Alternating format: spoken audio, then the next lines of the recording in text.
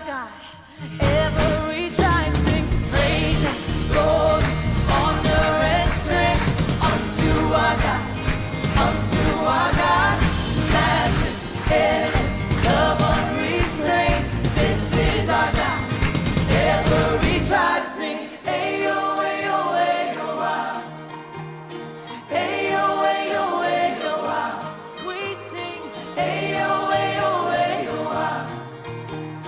Ayo, ayo, ayo, ah. Oh, there is no one like our God. No one. There is no one like our God. There is no one like our God. There is no one like our God. Wala kang katulad, O Diyos. Wala kang katulad, O Diyos. No hay nadie como nuestro Dios. No hay nadie como nuestro Dios. There is no one like our God. We sing, there is no one like our God. There is no one like our God. There is no one like our God. Praise and glory, honor and strength unto our God, unto our God.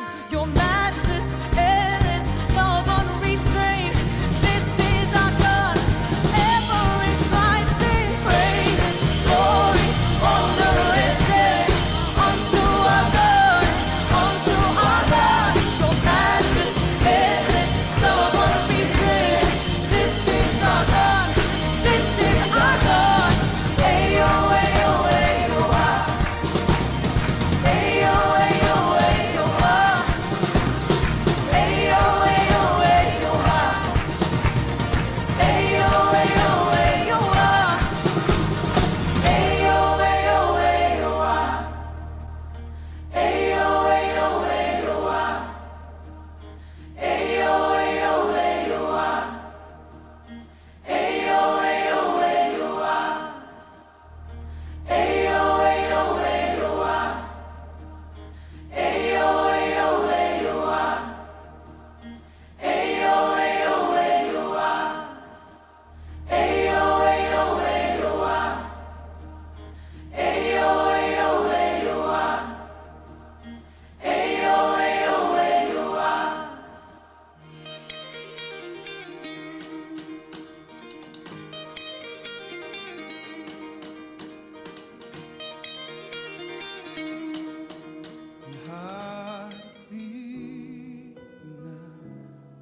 Come on, let's sing it together. Under your wings and cover me within your mighty hand.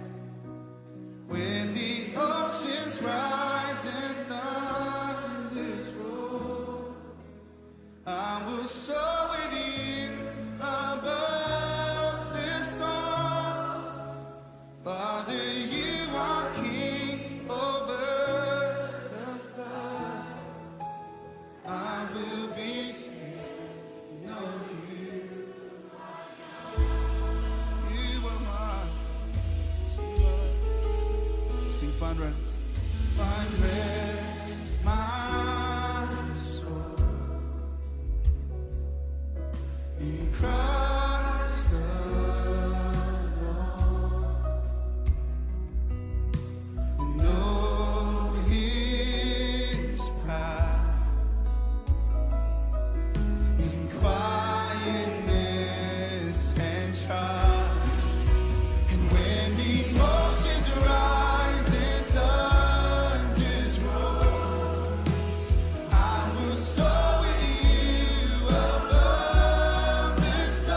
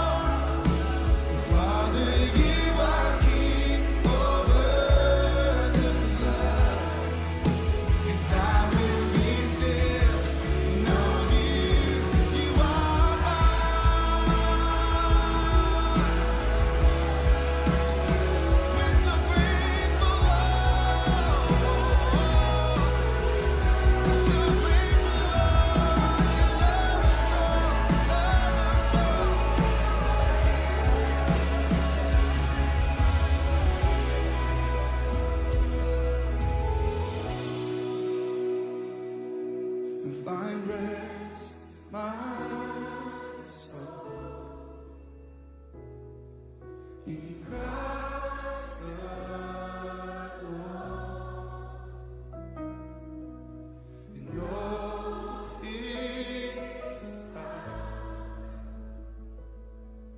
in quietness and trust we sing. When the oceans rise,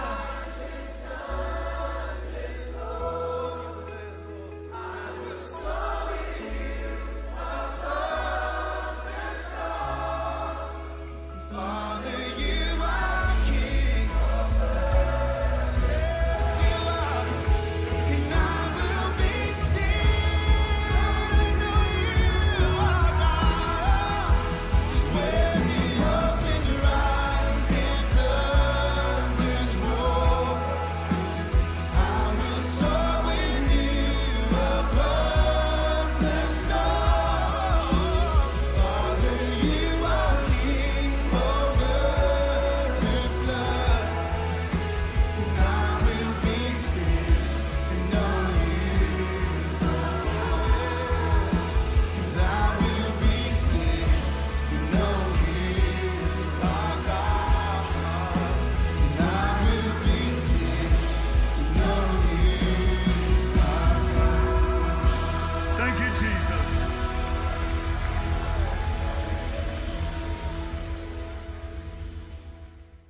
Magandang umaga po sa inyong lahat.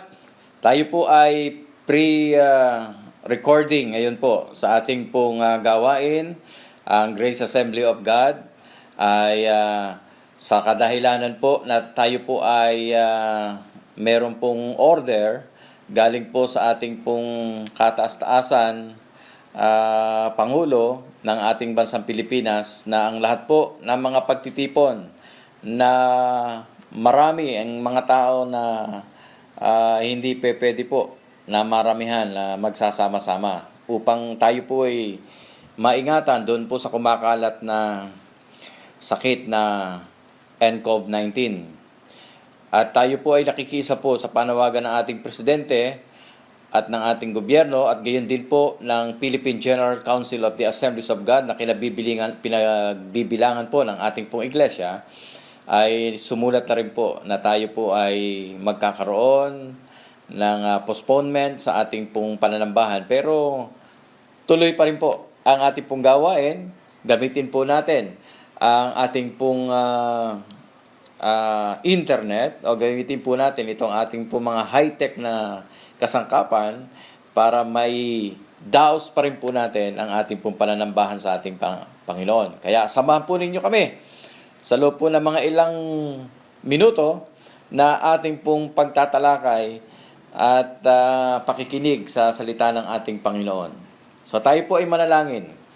Panginoon Diyos, kami po ay nagpapasalamat sa iyo sa umagang ito.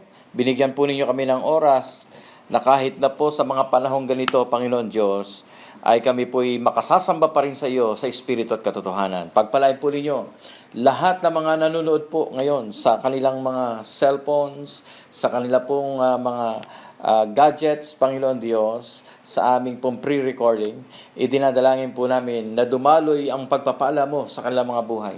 At kung ano man ang kanilang mga kalalagayan ngayon, dinadalangin ko, Panginoon, ang iyong pagpapala, ang iyong proteksyon, ang iyong pagtugon, at ang iyong pagbibigay sa lahat ng kanilang mga pangailangan. Kaya, O Diyos, pagpalain po ninyo ang oras na ito at kayo pa rin maluwalhati at maitaas at maparangalan. Sa pangalan ng aming Panginoong Yesus, Amen. Amen. Nais ko pong basahin sa inyo, mga kapatid, ang aklat ng banal na kasulatan sa aklat po ng awit sa chapter 91, verses 1 hanggang sa mga sumusunod.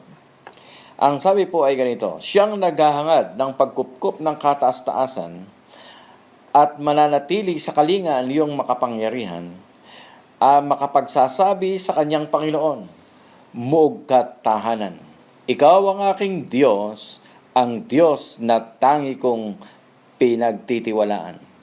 Ika'y ililigtas niya sa panganib, sa umang ng bitag, at kahit sa anumang mabigat na salot, ay di ka magdaranas. Lulukuban ka niya na sa lilim ng kanyang malabay na pakpak. Sa kalinga niya'y natitiyak mo na ikay ililigtas. Iingatan kaniya, ipagsasanggalang sapagkat siya'y tapat. Pagsapit ng gabi, di ka matatakot sa anumang bagay, maging sa mga gagawing biglaang paglusob, pagsapit ng araw. Ni anong paman darating na salot, pagkagat ng dilim, di ka matatakot sa kasamaan ng araw kung dumating. Kahit na mabuwal sa iyong harapan ang 1,000 tao, sa iyong paligid ay bilang ng mga patay maging 10,000. Di ka matatakot at natitiyak mong di ka maaano. Ikaw, ikay nagmamasid at sa panunood, iyong mamamasdan, yaong masama ay makikita mong pinarurusahan.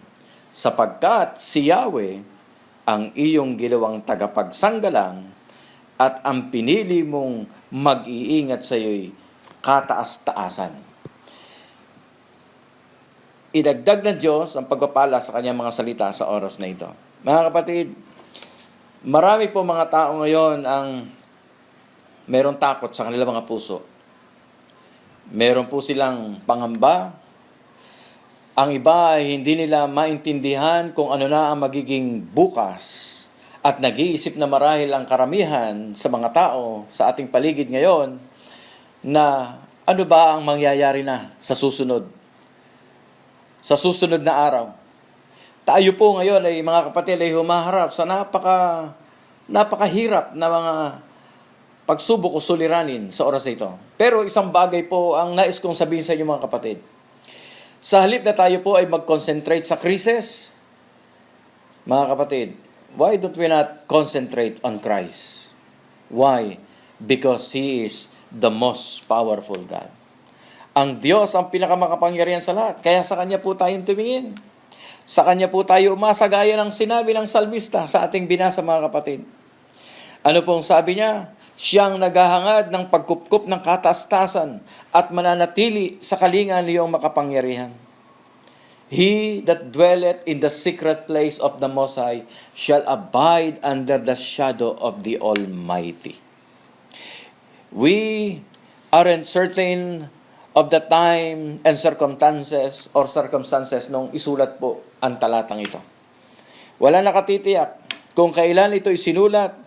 Pero ang salmista ay maliwanag na isinulat po ito upang tiyakin na ang Israel ay ang Panginoong si Yahweh ang siyang mag-iingat sa kanila sa panahon ng kanilang mga kadiliman, sa panahon ng kanilang mga trials, sa panahon ng kanilang mga pagsubok sa buhay. Sila ay magtitiwala pa rin sa Panginoon Diyos na tapat sapagkat si Lord o si Yahweh ay nangako sa kanila at ito'y kanyang gagawin. Mga kapatid, ang mensahe po itong masasabi ko ay it is timeless. Wala pong panahon ito. Ito po ay nag-serve sa Israel during David reigns, noong sa panahon ng pamumuno ni Haring David, when Israel was beset by many enemies. Mga kapatid, ito po ay nagsilbing hamon sa kanila, pag-asa sa kanila, ito mga talatang ito. Hindi lang yon, even during the time of Babylonian exile, ang mga talata rin ito ang nag-encourage sa Israel upang sila'y magpatuloy sa pangunguna ni King Cyrus of Persia. Dinipit ang Babylonia o ang Babylon at sila ay nakalayang lahat upang makabalik po sila sa Jerusalem upang buuin muli nila ang pagre-rebuild po ng kanilang city. Where they found a ruined city and were faced with many enemies. Ito pong talatang ito ang kanila pong pinanghawakan. And it is still today, mga kapatid. Ang mga talata pong ito'y mapanghahawakan din po natin. Sa panahong ito na humaharap po tayo sa matinding krisis dahil sa dala at dulot ng sakit na yan na nCoV-19. Kapatid, globally, we are faced with wars, rumors of wars, sickness, plagues, pestilence, kasama na yung nCoV na yan. Kapatid, ang mga talatang ito at ang mga salitang ito, ang mapanghahawakan po natin. Sabi ng banal na kasulatan, He that dwelleth in the secret place of the Most High shall abide under the shadow of the Almighty. Mga kapatid, napaka liwanag po na kung saan ay makikita po natin dito sa ating pong pinag-uusapan, mga kapatid, na ang Diyos ay tapat sa kanyang pangako kapag sinabi ng ating Panginoon Diyos, gagawin po niya. Individually, hindi lang globally, individually, maaaring ikaw may hinaharap ka rin matinding problema, suliranin ngayon. Maaaring meron ka rin mga takot, maagam-agam sa iyong puso. Meron ka rin mga pangangailangan. Meron ka rin mga kinatatakutan marahil, kapatid, sa oras na ito. Pero nais kong sabihin sa iyo, kapatid, ang mga salita ng Diyos ay mapanghahawakan natin. Maging sa panahong ito, hindi nagbabago ang kanyang mga salita. Gaya ng kanyang sinabi, lahat ay magmamaliw sa sanlibutan ito. Ngunit kahit nakaisa-isang tuldok sa mga salitang ito'y hindi magmamaliw. Kapatid, basahin ko muli ang sabi ng banal na kasulatan na nagsasabing, God is my refuge and my fortress. Anong ibig sabihin niyan? Sabi ng banal na kasulatan, He who dwells in the secret place of the Most High will rest in the shadow of the Almighty.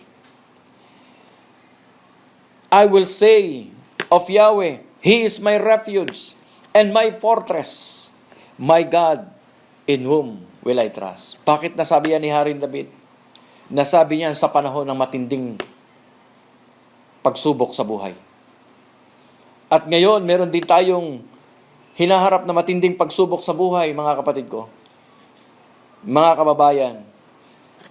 Pero nais kong sabihin sa inyo, God is our refuge. He is our fortress. Siya lang ang matibay. Siya lang ang ating matibay na sanggalang. Siya lang ang Diyos na ating mapagkakatiwalaan sa panahong ito na humaharap tayo sa matinding krisis na ito, mga kapatid. Alam nyo, ang talatang ito, 4 na klase ng pangalan ng Panginoon Diyos ang binanggit ni Haring David dito. In verse 1 and 2, the psalmist uses 4 names for God. Alam nyo, unang ginamit po niyan, the Most High, ang sabi. He is the Most High God. Sa Hebrew, ang tawag po doon ay El Elyon. The word Elyon is usually translated Most High. Pag inilagay mo yung El doon sa Elyon, El Elyon, ibig sabihin, He is the Most High God. Siya ang ating makapangyarihang Diyos.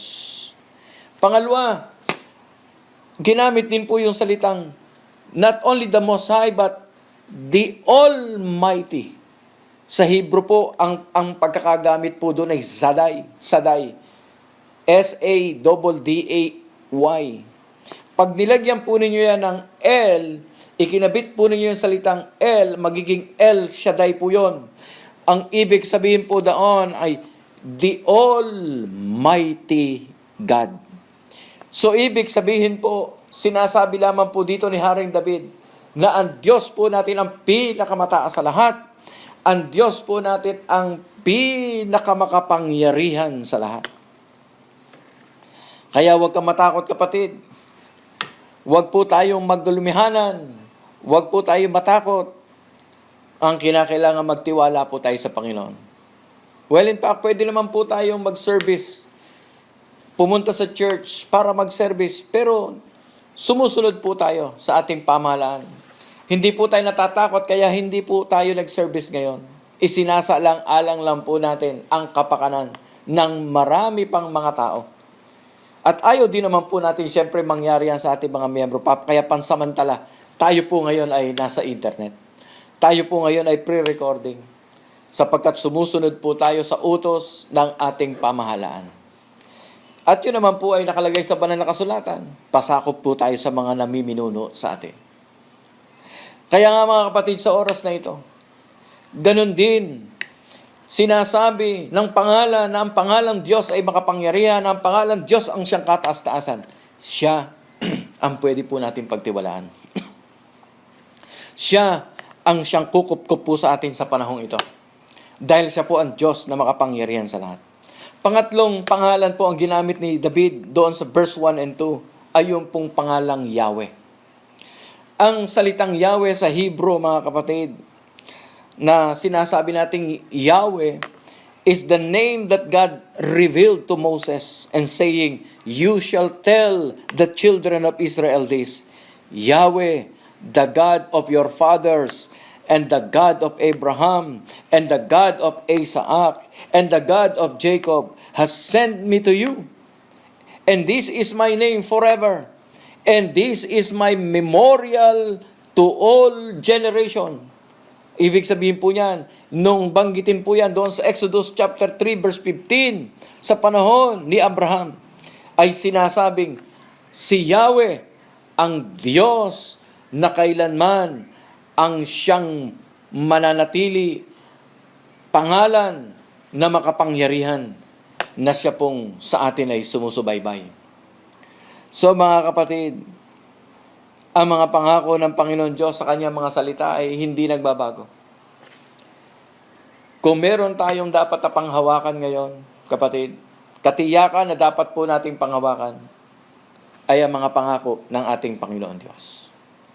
Dahil siya ay tapat na Diyos at hindi po siya nagbabago, siya po noon, ngayon at magpasawalang hanggan, mga kapatid. Yan ang sabi, He is the same yesterday, today, and forever. Hindi nagbabago ang ating Panginoon Diyos.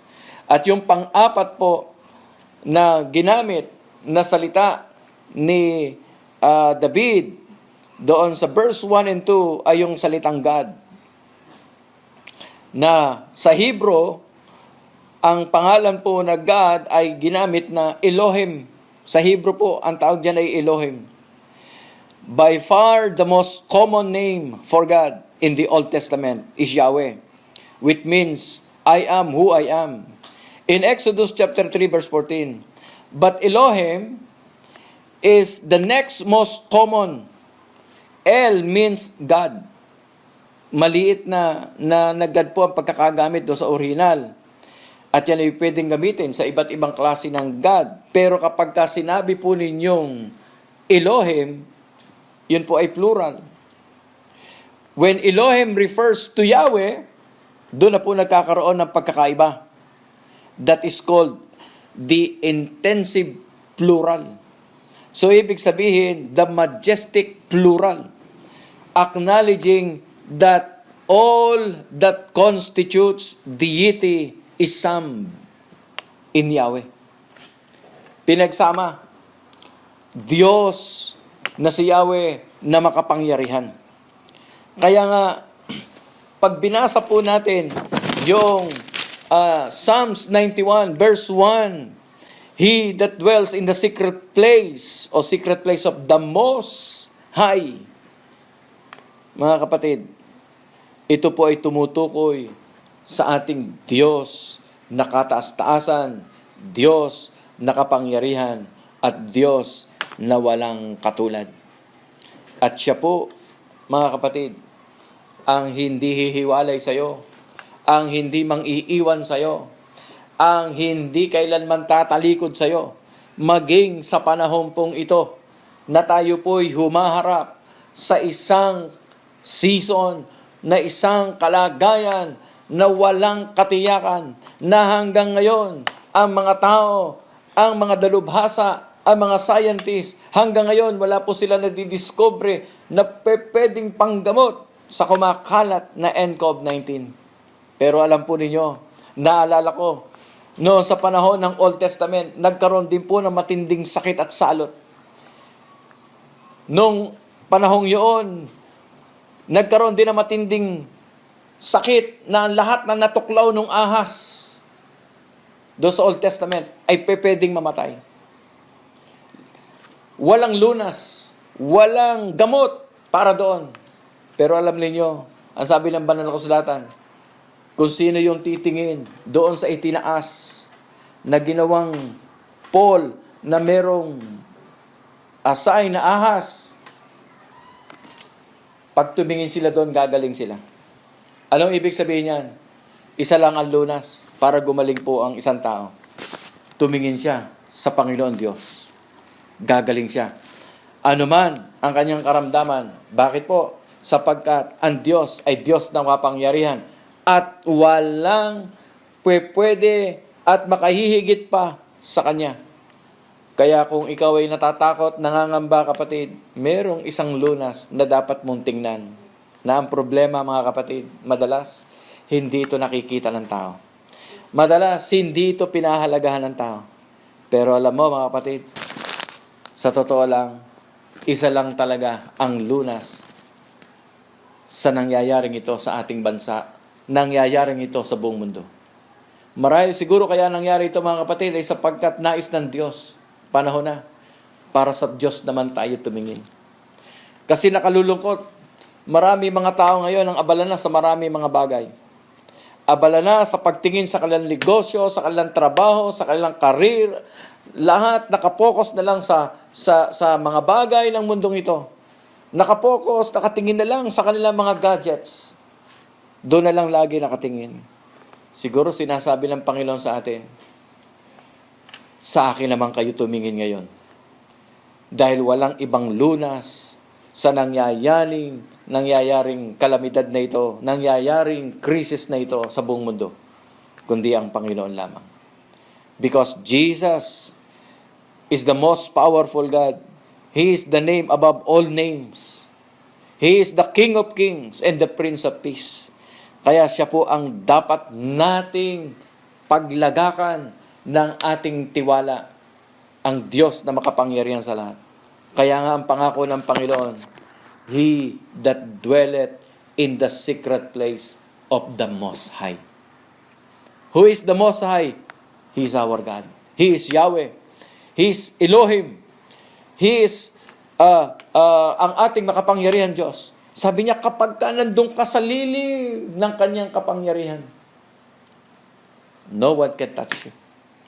Walang makagagalaw sa iyo. Walang makahihipo sa iyo.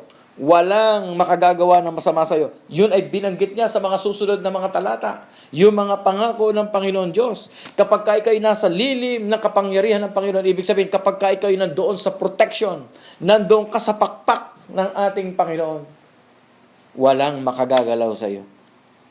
Kahit na ang NCOV, ang sabi po dyan, kahit na anong klase ng salot, kahit na anong klase ng sakit, hindi ka pwedeng saktan. Bakit? Sapagkat ang Panginoon Diyos ang hahawak sa iyo. Kapatid, sa umagang ito, meron ka bang takot? Meron ka bang pangamba? Meron ka bang sakit? Meron ka bang pangangailangan?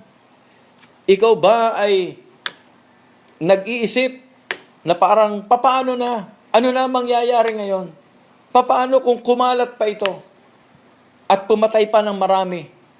Papaano kung kumalat pa ito sa aming bansa, sa Pilipinas? Papaano kung hindi lang isang buwan, i-close o mag-lockdown ang Manila o ang buong Pilipinas? Hindi natin alam yan, kapatid. Pwedeng mangyari yan. Pero alam po ninyo, sabi ng banal na kasulatan, if my people who are called by my name shall humble themselves and pray and turn from their wicked ways, then I will hear from heaven and heal their lands. Ibig sabihin yan, kapatid, tinatawagan tayo, panawagan niya ng Panginoon Diyos sa lahat ng mga mananampalataya. Ito ng pagkakataon para magkaisa po tayo. Na manalangin po tayong lahat, magpakumbaba po tayong lahat sa harapan ng Panginoon Diyos. Aminin natin ang ating pagkukulang, aminin natin ang ating pagkakasala, aminin natin sa Panginoon Diyos ang ating kasalanan, maging ang kasalanan ng ating bayan, at maging ang kasalanan po ng ating mga mamamayan. Humingi tayo ng tawad sa Panginoon. Dahil alam po natin, isa lang ang pwedeng magbigay ng lunas sa ating pong kalalagayan ngayon. yan ay walang iba, kundi ang ating Most High God. Si Yahweh, ang ating Diyos na makapangyarihan. Kapatid, sa oras na ito, gusto kong hamunin ka sa pagkakataong ito. Ilagak mo ang iyong tiwala sa Panginoon Diyos. Palilim ka sa pakpak ng Panginoon Diyos at siya ang magbibigay ng protection sa iyo. Kaya kapatid, nawa na pagpala ka sa mga salita ng Panginoon Diyos ngayon at tayo ay mananalangin. Panginoon, idinadalangin ko po ang lahat ng aming mga tagapakinig ngayon. Idinadalangin ko po ang iyong pagpapala at ang iyong biyaya sa kanilang mga buhay. Kung anuman ang mga kinaharap po nila mga problema at suliranin ngayon, Panginoon, abutin po ninyo sila ng iyong mapagpalang kamay. At kung meron silang karamdaman, inuutusan po namin ang karamdaman yan sa dugo ni Jesus at sa pangalan ng aming Panginoon sa Kristo'y winawasak at pinaalis namin ang lahat ng uri ng karamdaman sa kanilang katawan lupa. At ngayon din kapatid, ang kinin mo ang kagalingan sa pangalan ng aming Panginoon Jesus. Yung mga natatakot ngayon, mga maaari may nanonood sa amin na nag-isip sila papaano na ang bukas, papaano na ang kanilang buhay, o papaano na at ano na mangyayari. Kapatid, huwag kang mag-alala sapagkat ang Diyos ay nangako. Malalampasan natin ito. Magtiwala tayo sa Panginoon Diyos sapagkat ang Diyos ay makapangyarihan sa lahat. Tumawag lang tayo sa Kanya. Sa pangalan ng aming Panginoon Jesus, alisin mo ang takot sa puso ng mga tao. In the name of Jesus, palitan mo ng kapayapaan at pagtitiwala sa Diyos at manalangin kaming may taimtim sa iyo. Panginoon, ibigay po ninyo ang lahat ng kanilang mga pangangailangan. Ano man ang kanilang mga suliranin at pangangailangan sa buhay, tagpuin po ninyo sila. Kaya sa oras ito, protection po ninyo ang lahat ng mga anak po ninyo. Cover us with your precious blood. In the name of Jesus, protect us from evil. Protect us from harm. Protect us from every sickness. Even NCOV sickness in the name of Jesus. Proteksyonan mo po ang bawat isa. At ito ang aming panalangin sa pangalan na makapangyarihan Diyos sa lahat. In Jesus' name, Amen and Amen.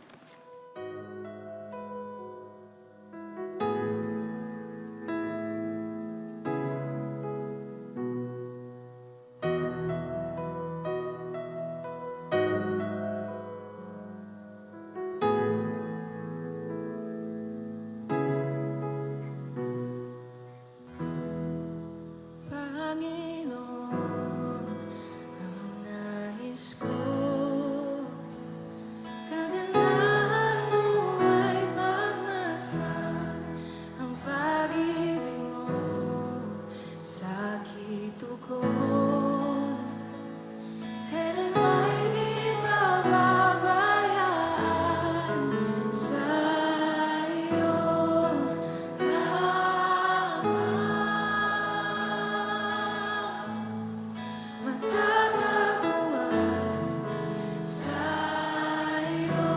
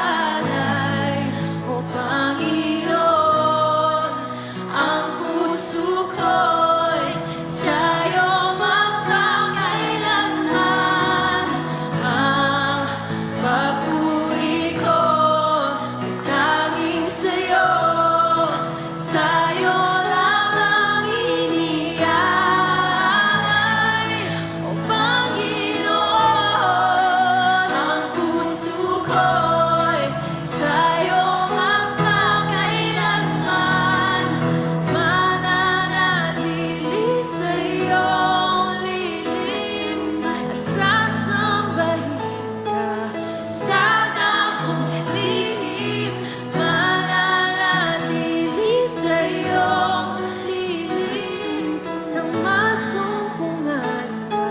Sana kung lihim mananatili sa'yo, at sasambahin ka. Sana kung lihim mananatili sa'yo, lilim ang masumpungan ka. Sana kung lihim.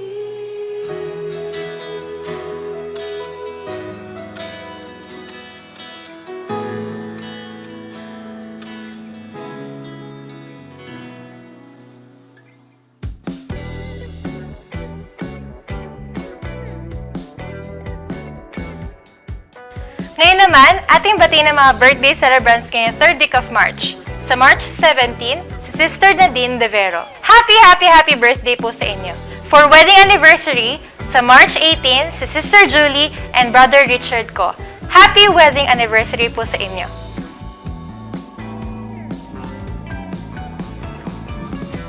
Sa oras pong ito, bago po tayo manalangin ng ating pagtatapos, nais ko pong i-encourage ang bawat isa. Manatili lang po tayo sa ating mga tahanan sa panahong ito na tayo po'y dumaranas ng kawalang katiyakan kung anong susunod na mangyayari. Pero nais ko sabihin sa iyo, sa halip na mag-focus po tayo sa mga krisis, mag-focus po tayo kay Kristo. Hindi po tayo mabibigo.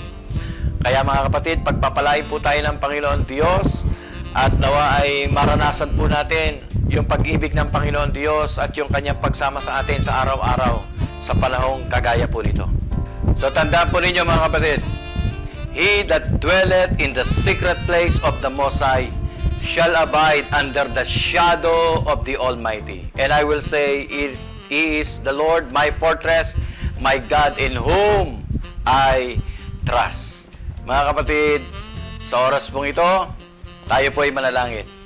Pagpalain kayo ng Diyos na makapangyarihan sa lahat, paliwanagin nawa ng Diyos ang kanyang mukha sa inyo, at ingatan niya kayo sa araw-araw, at tugunin niya kayo sa lahat ng inyong pangangailangan, sa pangalan ng Ama, ng Anak, at ng Espiritu Santo. Amen. Amen. God bless po sa inyong lahat. See you next Sunday morning.